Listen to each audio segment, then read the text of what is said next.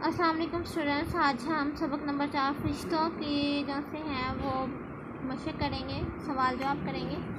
سرگرمی نمبر 1 ہے مختصر جواب دیں۔ کیا فرشتوں کو انسان دیکھ سکتے ہیں؟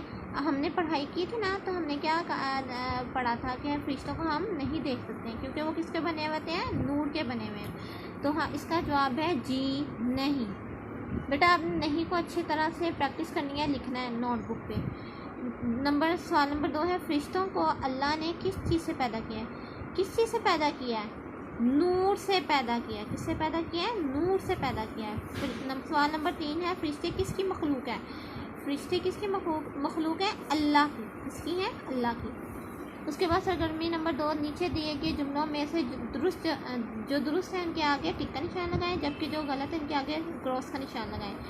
نمبر 1 ہے فرشتوں کو ہم آنکھوں سے دیکھ سکتے ہیں؟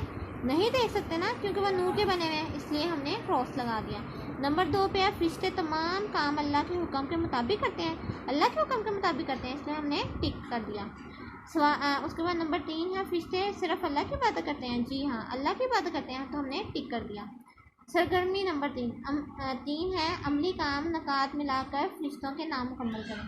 تو بیٹا یہ آپ نے کیا کرنا ہے کہ پینسل سے آپ نے ڈرا کرنا ہے، اور یہ جبرائیل علیہ السلام لکھا ہوا ہے، یہ اسرائیل علیہ السلام۔ اور جیسا کہ میں نے ریڈنگ کے ٹائم آپ کو بتایا تھا، ریڈنگ کرتے ہوئے کہ آپ نے 4 فرشتوں کے نام اچھے سے لرن کرنے ہیں، نوٹ بک پہ رائٹ کرنے ہیں، اور اچھے سے پراپر طریقے سے لکھنا اس کو سیکھیں، ٹھیک ہے؟ اوکے، اللہ حافظ۔